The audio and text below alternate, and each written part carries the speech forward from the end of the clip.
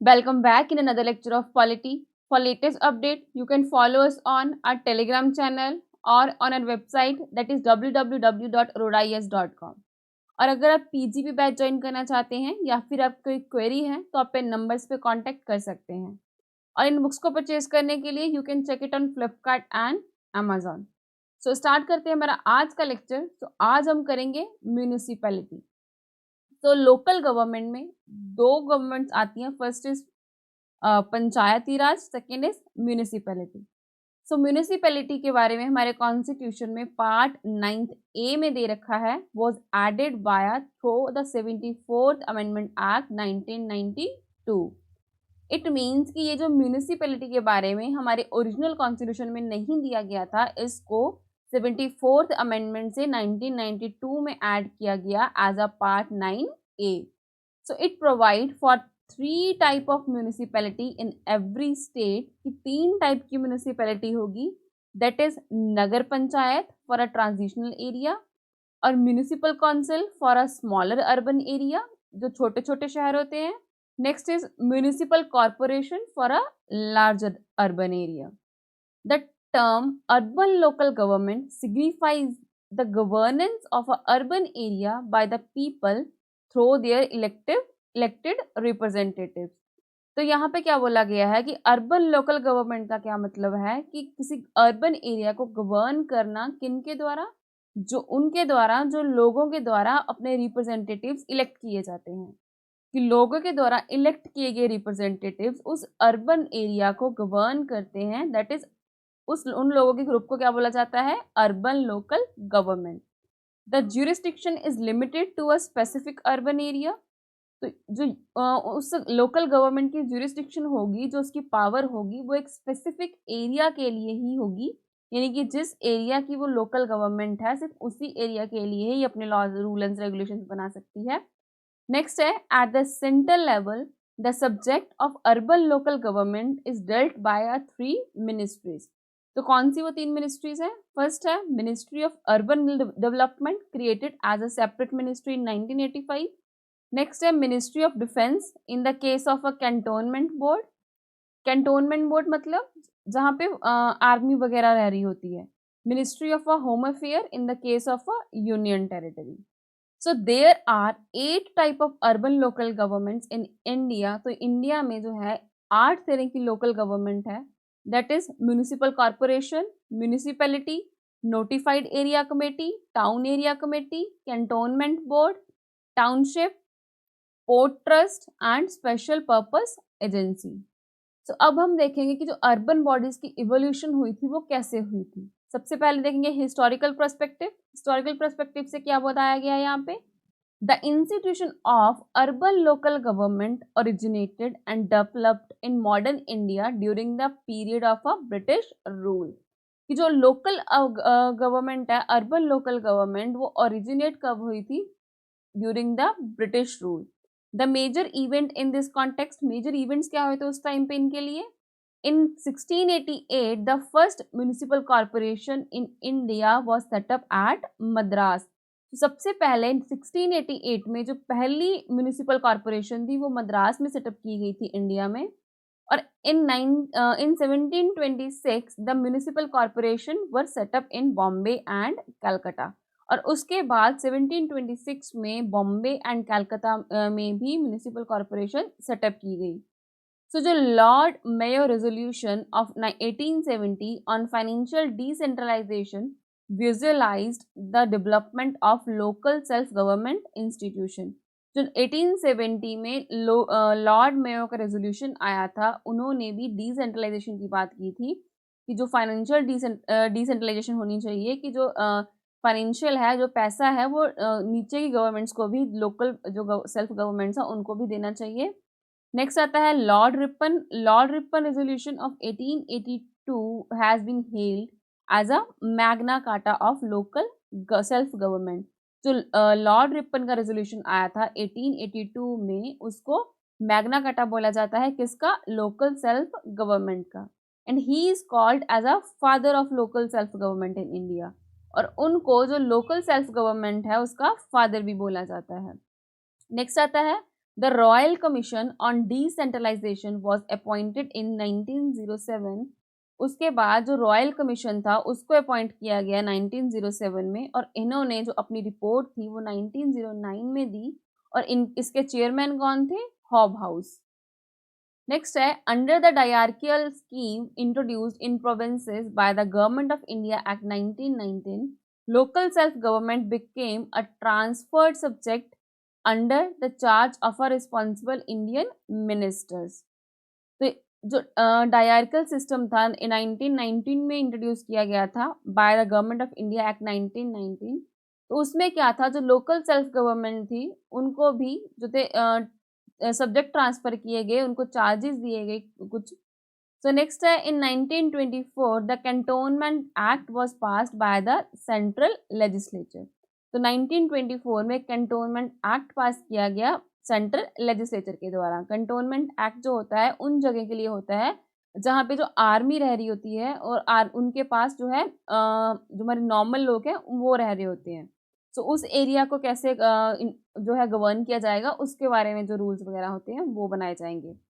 Under the provincial autonomy scheme introduced by the government of India act of 1935, local self government was declared a provincial subject.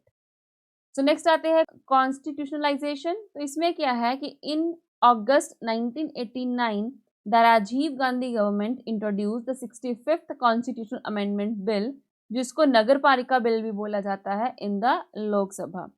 कि 1989 में अगस्त में जो राजीव गांधी की government थी उन्होंने 65th amendment bill introduce किया लोकसभा में, जिसको नगर पालिका बिल भी कहा जाता है।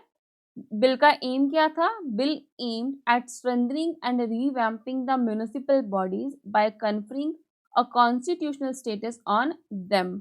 जो इस बिल का मेन एम क्या था कि जो म्युनिसिपल बॉडीज है उनको स्ट्रेंथन किया जाए कॉन्स्टिट्यूशनल स्टेटस देके।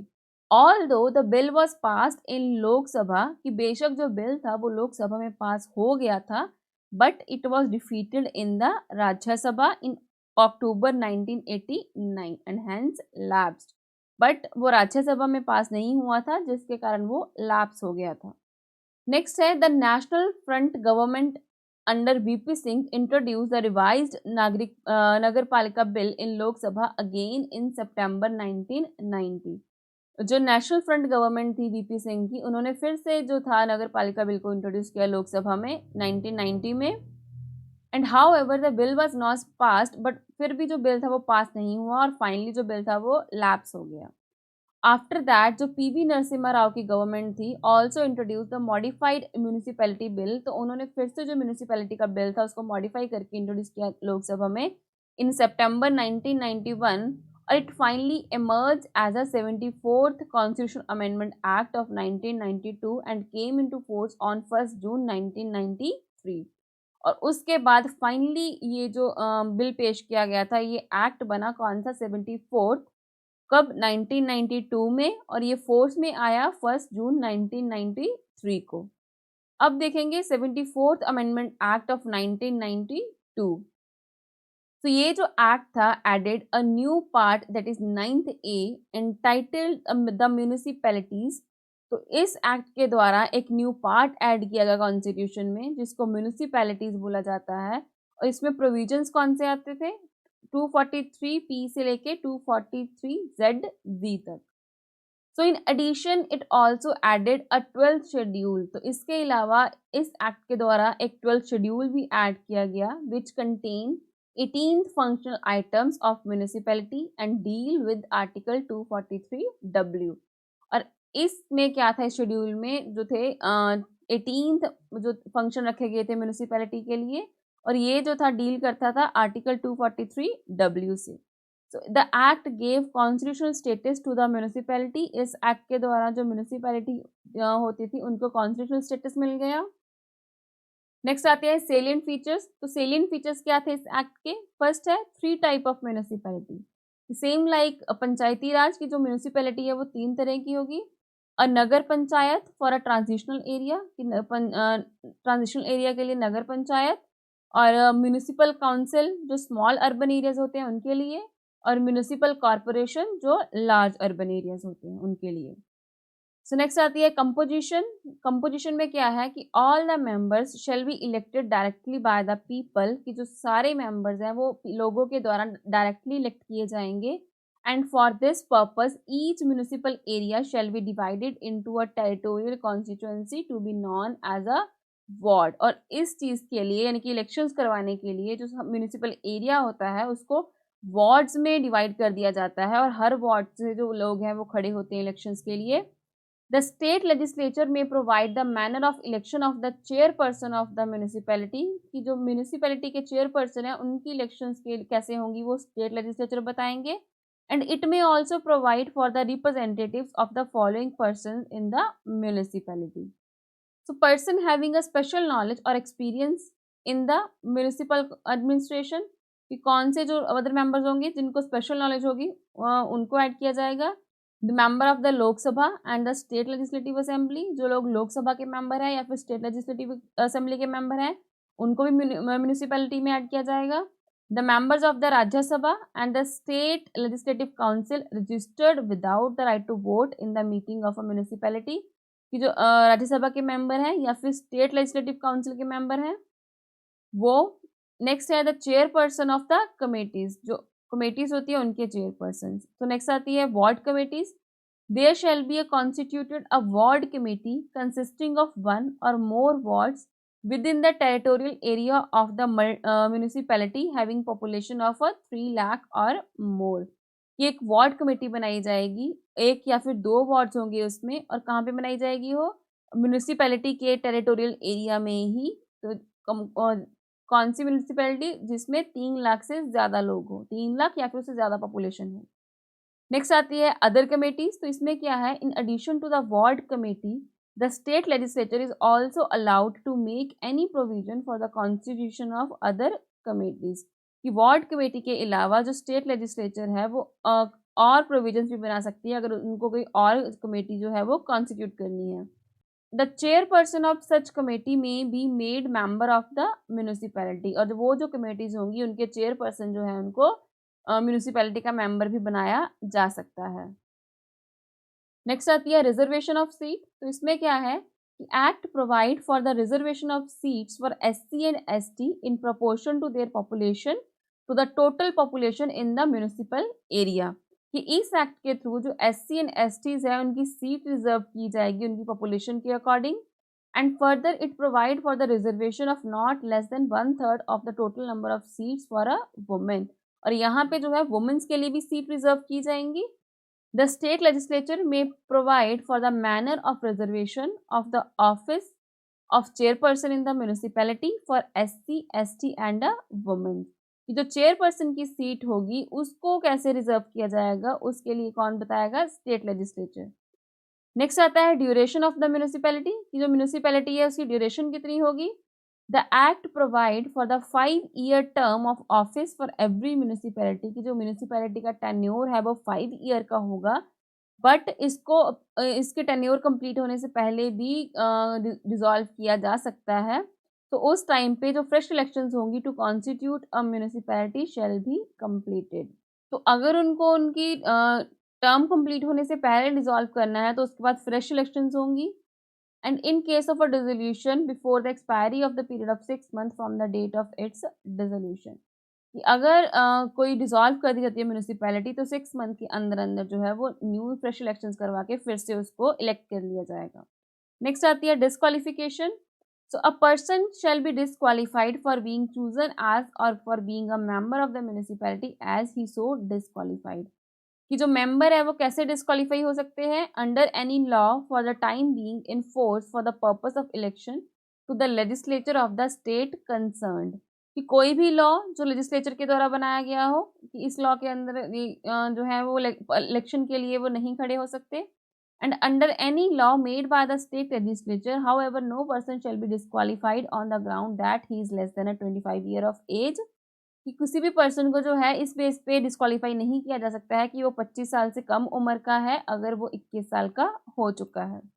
नेक्स्ट आती है स्टेट इलेक्शन कमीशन। तो इसमें क्या है कि the superintendence direction and control of the preparation of electoral roll and the conduct of all elections to the municipality shall be vested in the state election commission, कि जितने भी direction होगी, control होगी इलेक्टोरल रोल का या फिर municipality की elections का, वो सारा किसके पास होगा? स्टेट इलेक्शन कमीशन के पास।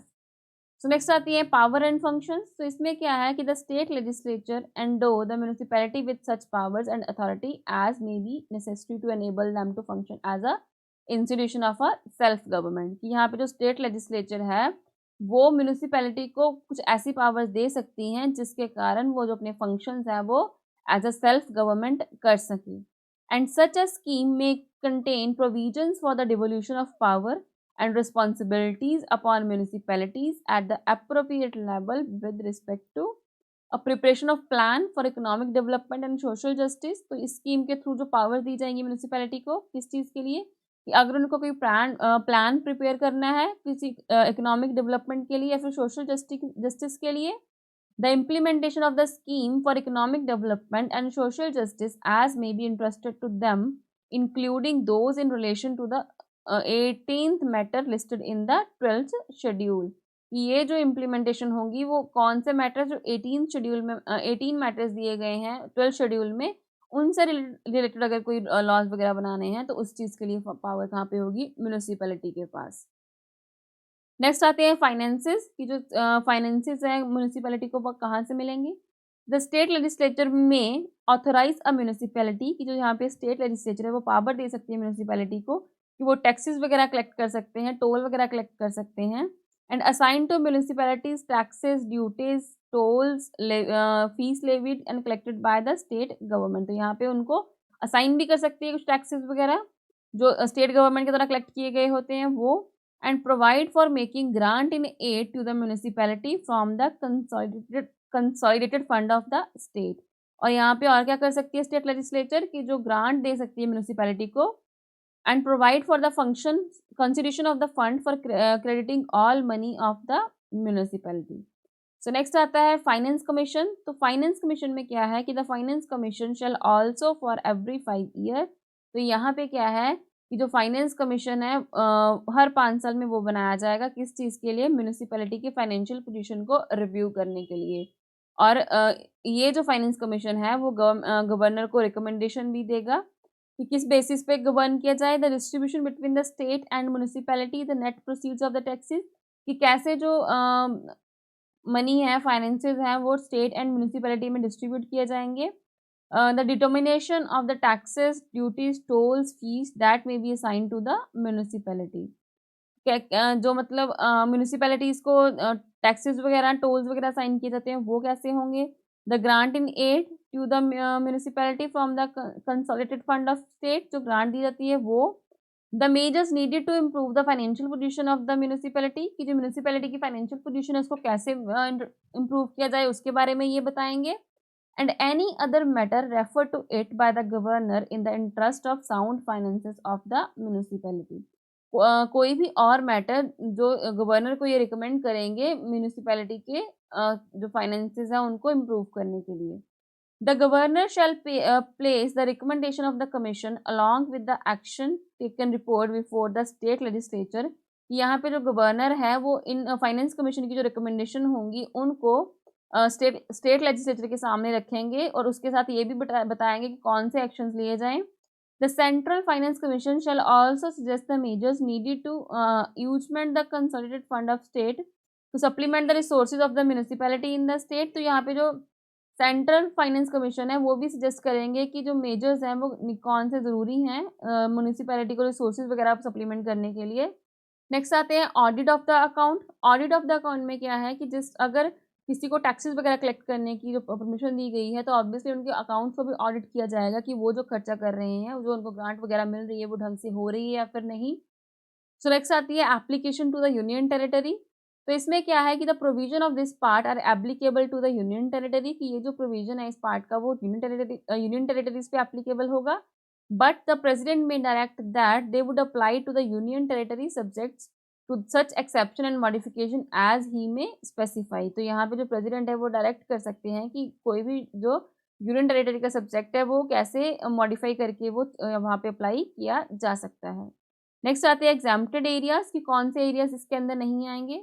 The act does not apply to the schedule area and tribal areas. तो यहाँ पे जो ये एक्ट है वो schedule area and tribal areas पे अप्लाई नहीं होगा। And it shall also not affected the function and powers, और यहाँ पे जो फंक्शन एंड पावर्स हैं दार्जिलिंग गोरखा हिल्स की उस पे और council of the West Bengal यानी कि इस पे जो है ये अप्लाई नहीं होंगी। नेक्स्ट आती है डिस्ट्रिक्ट प्लानिंग कमेटी। सो इसमें क्या है कि every state shell constitute at the district level a district planning committee, की जो हर स्टेट है वो डिस्ट्रिक्ट लेवल पे एक डिस्ट्रिक्ट प्लानिंग कमेटी कॉन्स्टिट्यूट करेगी to consolidated the plan prepared by the panchayat and municipality, की जो पंचायत एंड म्यूनिसिपैलिटी के द्वारा उस डिस्ट्रिक्ट में प्लान प्रिपेयर किए गए हैं उनको कंसोलिडेट करने के लिए, and to prepare a draft development plan for district as a whole. और वो और क्या करेगी ये कमेटी कि जो उस डिस्ट्रिक्ट की एज अ होल डेवलपमेंट करने के लिए ड्राफ्ट प्रिपेयर करेगी। नेक्स्ट आती है मेट्रोपॉलिटन प्लानिंग कमेटी। सो इसमें क्या है कि every metropolitan area shall have a metropolitan planning committee to prepare a draft development plan, कि हर मेट्रोपॉलिटन एरिया में एक मेट्रोपॉलिटन कमेटी होगी जो क्या करेगी, एक ड्राफ्ट प्रिपेयर करेगी डेवलपमेंट के लिए। The state legislature may make provisions जो with respect to the following, जो स्टेट लेजिस्लेचर है वो यहाँ पे प्रोविजंस बना सकती है इस चीज़ के लिए कि जो कमेटी है उसकी कंपोजिशन कैसे होगी, उसके मेंबर्स को इलेक्शन कैसे होगी, the representation in such committee of the central government, की इस कमेटी की जो रिप्रेजेंटेशन है सेंट्रल गवर्नमेंट में, स्टेट गवर्नमेंट में या फिर बाकी ऑर्गेनाइजेशन में वो कैसे होगी, जो फंक्शंस है इस कमेटी के in relation to the planning and coordination for the metropolitan city, की इस कमेटी के जो फंक्शंस है उनके बारे में, और जो इसके चेयरपर्सन है उनकी इलेक्शंस के बारे में। नेक्स्ट आती है continuance of existing laws and municipality. तो इसमें क्या है कि all the state laws relating to the municipalities shall continue to be in force until the expiry of 1 year from the commencement of this act, कि कोई भी जो state laws है म्यूनिसिपैलिटी से रिलेटेड वो 1 साल के लिए फोर्स में रहेंगे जब जो कॉन्स्टिट्यूट एक्ट ये कमेंस किया गया होगा, कि इस एक्ट के कमेंस होने के 1 साल तक अगर कोई स्टेट लॉ जो है म्यूनिसिपैलिटी से रिलेटेड वो कंटिन्यू रह सकता है। The state has to adopted a new system of municipality based on this act with in the period of 1 year, कि यहाँ पे जिस टाइम पे ये एक्ट कमेंस किया गया था म्यूनिसिपैलिटी से रिलेटेड, तो उस चीज़ को हर स्टेट को 1 साल के अंदर अंदर अडॉप्ट करना पड़ेगा जिस दिन से वो एक्ट बना था। कि जैसे ये एक्ट जो कमेंस किया गया था वो 1 जून 1993 को हुआ था, तो हर स्टेट को इस चीज़ को यानी कि 1 जून 1994 तक अडॉप्ट करना होगा।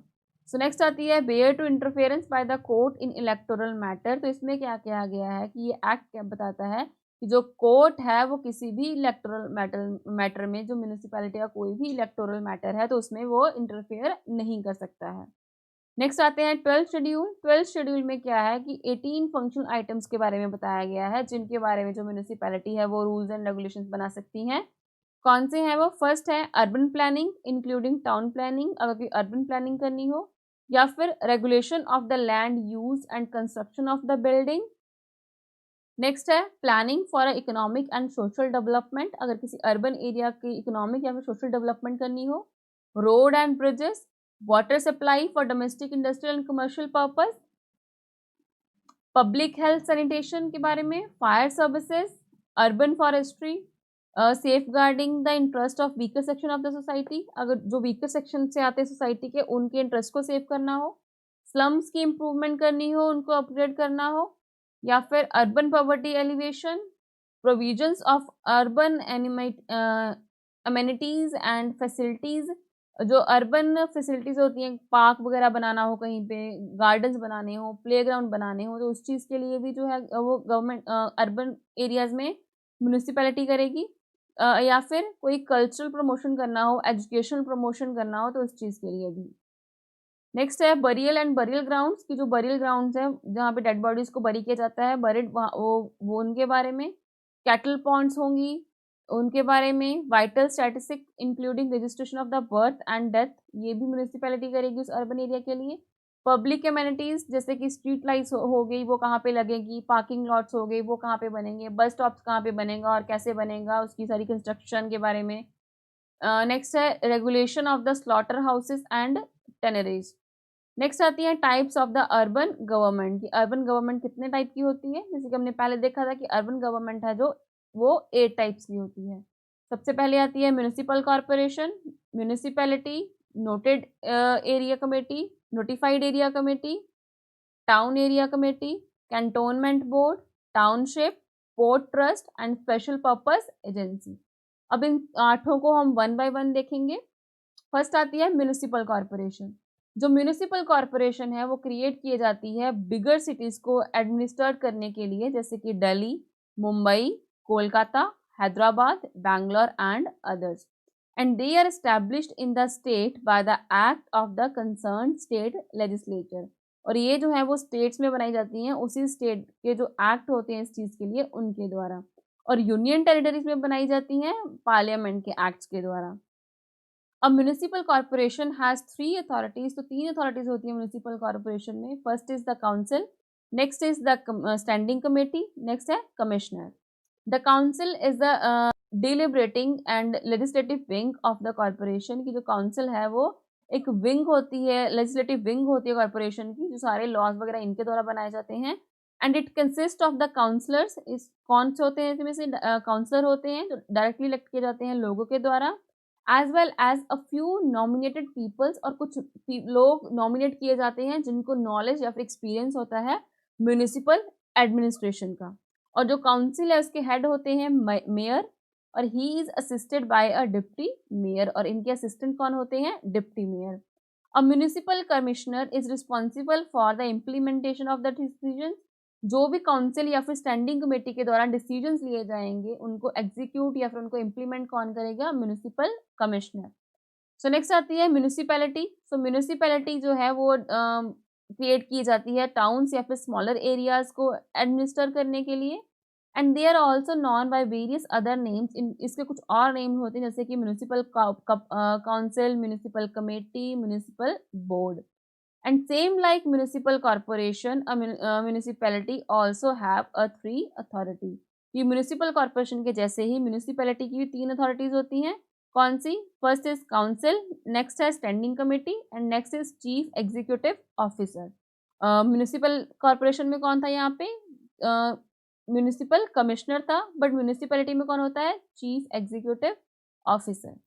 सो यहाँ पे भी जो काउंसिल है वो लेजिस्लेटिव विंग की तरह काम करती है म्यूनिसिपैलिटी की, और इसमें कौन होते हैं? काउंसलर होते हैं जो कि लोगों के द्वारा डायरेक्टली इलेक्ट किए जाते हैं।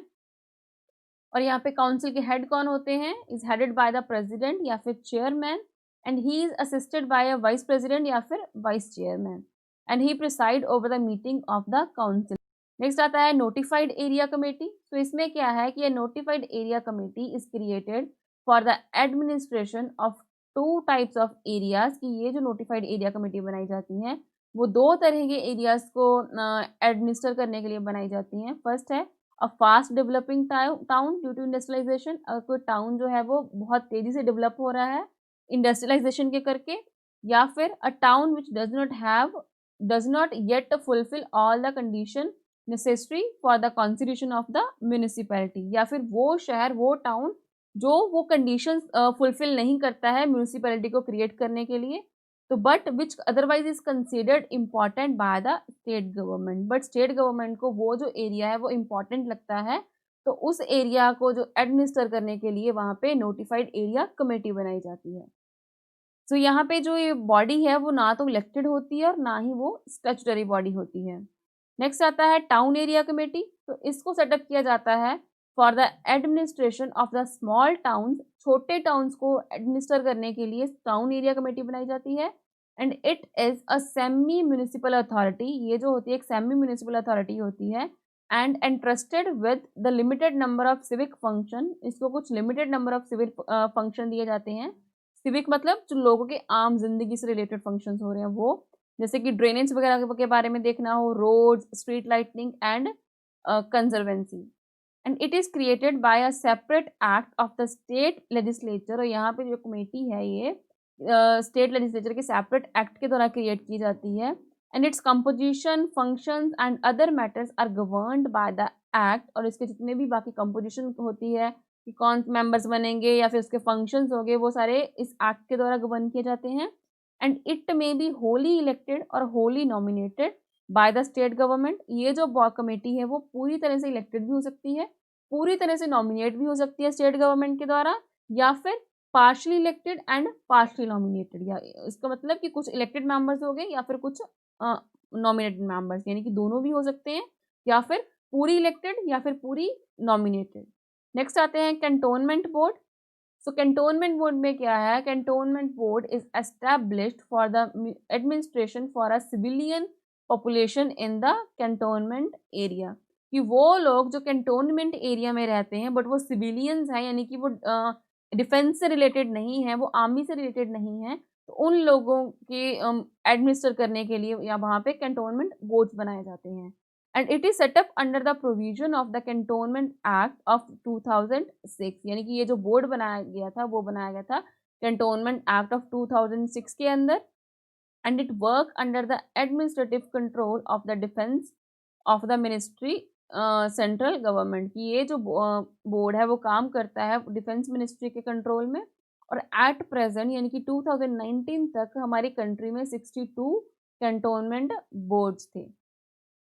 सो नेक्स्ट आता है टाउनशिप। टाउनशिप में क्या है कि this type of urban government is established by the large public enterprises to provide civic amenities to its staff, कि ये इस टाइप की जो गवर्नमेंट है वो बनाई जाती है जो लार्ज पब्लिक एंटरप्राइजेज होते हैं उनके द्वारा अपने जो स्टाफ है उसको जो सिविक एमिनिटीज है वो प्रोवाइड करने के लिए, अपने वर्कर्स को सिविक एमिनिटीज प्रोवाइड करने के लिए।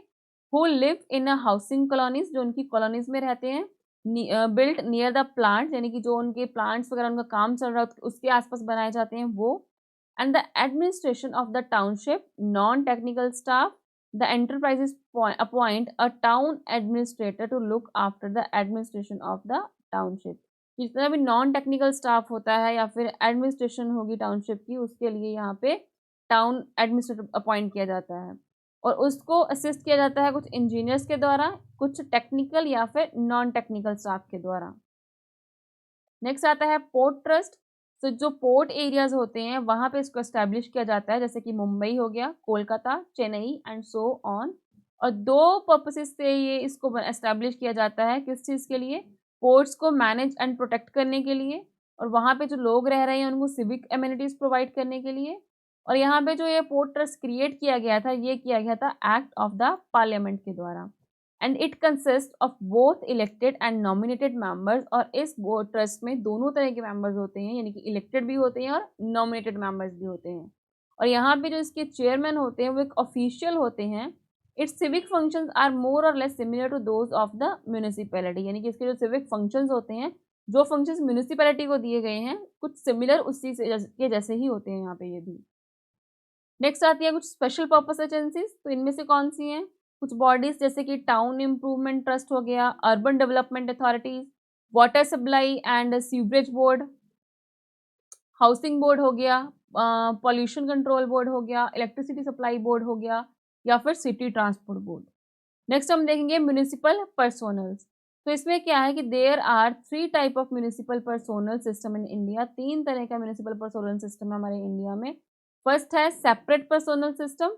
तो इसमें क्या है कि under this system each local body appoint, administer and control its own personnel and they are not transferable to other local bodies, की इस सिस्टम के अंदर हर लोकल बॉडी जो है वो अपने एरिया को, उसका खुद का एरिया है उसी को वहाँ पे ही अपॉइंट करेगी, उसी को कंट्रोल करेगी, उसी को एडमिनिस्टर करेगी। इसकी जो पावर है वो अदर लोकल बॉडीज पे ट्रांसफर नहीं होगी। They are non transferable to other local bodies. Next है यूनिफाइड पर्सोनल सिस्टम। तो इसमें क्या है कि in this system a state government appoint, administer and control the municipal personnel, की यहाँ पे जो है वो स्टेट गवर्नमेंट अपॉइंट करेगी म्यूनिसिपैलिटी के मेंबर्स को, वही स्टेट गवर्नमेंट ही एडमिनिस्टर करेगी, वही कंट्रोल भी करेगी।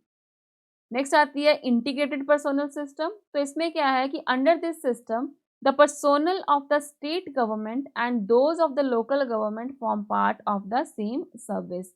यहाँ पे जो है इस सिस्टम के अंदर स्टेट गवर्नमेंट के पर्सोनल्स और जो लोकल बॉडीज है दोनों के पर्सोनल्स मिलके जो है वो बनाएंगे इसको। The municipal personnels are the member of the state services, की जो म्यूनिसिपल पर्सोनल्स होंगे वो मेंबर्स होंगे स्टेट सर्विसेज के। And they are transferable not only between the local bodies in the state, कि वो सिर्फ लोकल बॉडीज जो है स्टेट में उन्हीं में ही ट्रांसफर नहीं किए जाएंगे, but also between the local bodies and the department of the state government, यानी कि जो स्टेट गवर्नमेंट के डिपार्टमेंट्स हैं और लोकल बॉडीज हैं वहाँ पे भी उनको ट्रांसफर किया जा सकता है। नेक्स्ट आता है म्यूनिसिपल रेवेन्यू, कि जो म्यूनिसिपैलिटीज है उनको कहाँ कहाँ से रेवेन्यू जनरेट होता है। So there are 5 sources of the income of urban local bodies. तो यहाँ पे 5 सोर्सेज हैं जिनके थ्रू लोकल अर्बन बॉडीज को इनकम आती है। फर्स्ट है टैक्स रेवेन्यू, जो टैक्स से पैसा कलेक्ट होता है वो। सो टैक्स रेवेन्यू में क्या आता है, tax revenue from the local taxes, की जहाँ पे म्यूनिसिपैलिटी के द्वारा टैक्स कलेक्ट किया जाता है लोकल टैक्सेस का, जैसे कि प्रॉपर्टी टैक्स हो गया, entertainment tax, tax on advertisement, professional tax, water tax, tax on animals, lightning tax, Pilgrim tax, market tax, toll on a new bridge and so on. तो इन सारे टैक्स को collect करने की जो रेवेन्यू होता है, सोर्स होता है, वो अर्बन लोकल बॉडीज के पास होता है। नेक्स्ट आता है नॉन रेवेन्यू टैक्स, जो टैक्स से बिना रेवेन्यू मिलता है इनको वो। So these sources include rent on the municipal properties, क्योंकि म्यूनिसिपल पैलिटी की प्रॉपर्टी है म्यूनिसिपैलिटी की, वो रेंट पे दे रखी है, तो उससे जो पैसा आएगा वो। फीस एंड फाइन, जो फाइन वगैरह लगाए जाते हैं, royalty, profit and dividend, interest, user charges and miscellaneous receipts. So next आता है ग्रांट से, कि जो ग्रांट्स दी जाती हैं म्यूनिसिपैलिटीज़ को सेंट्रल एंड स्टेट गवर्नमेंट के द्वारा, उनसे जो पैसा आता है वो। नेक्स्ट आती है डिवोल्यूशन, तो इसमें क्या है कि this consist of the transfer of fund to the local urban bodies from the state government, की जो स्टेट गवर्नमेंट के द्वारा फंड ट्रांसफर किया जाता है लोकल अर्बन बॉडीज को वो। एंड दिस जो डिवोल्यूशन होगी, यानी कि ये जो पैसा दिया जाएगा स्टेट गवर्नमेंट के द्वारा ट्रांसफर किया जाएगा लोकल बॉडीज को, वो किया जाएगा फाइनेंस कमीशन की रिकमेंडेशन पे। नेक्स्ट आता है लोन। इसमें क्या है कि जो लोकल अर्बन बॉडीज हैं raise loan from the state government, की यहाँ पे जो लोकल अर्बन बॉडीज हैं वो स्टेट गवर्नमेंट से लोन ले सकती हैं या फिर किसी फाइनेंशियल इंस्टीट्यूशन से भी लोन ले सकती हैं अपने एक्सपेंडिचर्स को मीट करने के लिए। And they can borrow from the financial institutions or other bodies only with the approval of the state government, कि अगर उनको किसी और फाइनेंशियल इंस्टीट्यूशन से लोन लेना है तो वो तभी ले सकते हैं अगर उनको स्टेट गवर्नमेंट अप्रूव करेगी। सो नेक्स्ट आती है central council of the local government. तो ये जो सेंट्रल काउंसिल थी लोकल गवर्नमेंट की, वो सेटअप की गई थी 1964 में, and it was constituted under article 263 of the constitution of India by and the order of a president of India. कि ये जो काउंसिल थी वो आर्टिकल 263 के अंदर कॉन्स्टिट्यूट की गई थी कॉन्स्टिट्यूशन ऑफ इंडिया के द्वारा प्रेसिडेंट ऑफ इंडिया की ऑर्डर के थ्रू। तो ये जो काउंसिल है वो एक एज अ एडवाइजरी बॉडी काम करती है। It consist of the ministers for urban development. तो इसमें जो मिनिस्टर्स होते हैं वो अर्बन डेवलपमेंट के लिए होते हैं in the government of India, and the ministers for local self government in the state, की जो लोकल सेल्फ गवर्नमेंट के लिए मिनिस्टर्स होते हैं इनके वो स्टेट्स की में होते हैं, स्टेट गवर्नमेंट में, और जो अर्बन डेवलपमेंट के लिए होते हैं वो गवर्नमेंट ऑफ इंडिया में। तो union minister act as a chairman of the council, की यहाँ पे जो यूनियन मिनिस्टर होते हैं वो इस काउंसिल के चेयरमैन की तरह काम करते हैं। नेक्स्ट आता है council perform the following function, यानी कि ये जो सेंट्रल काउंसिल होगी वो कौन से फंक्शन परफॉर्म करेगी लोकल गवर्नमेंट के रिगार्ड में। फर्स्ट है considering and recommending the policy matters, की अगर कोई भी पॉलिटी मैटर है उसको कंसिडर करना है या फिर उसके रिलेटेड कुछ रिकमेंड करना है तो यहाँ पे सेंट्रल काउंसिल कर सकती है। कोई लेजिस्लेशन के लिए कोई प्रपोजल बनाना है वो। Examine the possibility of cooperation between the central and the state. So कोई कॉपरेशन की जो एग्जामिन करना है कि स्टेट एंड सेंटर में कैसे कॉपरेशन बनाया जा सकता है। Drawing up a common program of action, common किसी प्रॉब्लम के लिए कोई कॉमन एक्शन बनाना हो वो। रिकमेंडिंग सेंट्रल फाइनेंशियल असिस्टेंस, कि अगर फाइनेंशियल असिस्टेंस की ज़रूरत है म्यूनिसिपैलिटी को तो वो यहाँ पे ये रिकमेंड कर सकती है। Reviewing the work done by the local bodies with the central financial assistance, ये जो सेंटर के द्वारा पैसा दिया गया था लोकल बॉडीज को वो कैसे उसको यूज किया गया है उसको यहाँ पे इस काउंसिल के द्वारा रिव्यू किया जाएगा।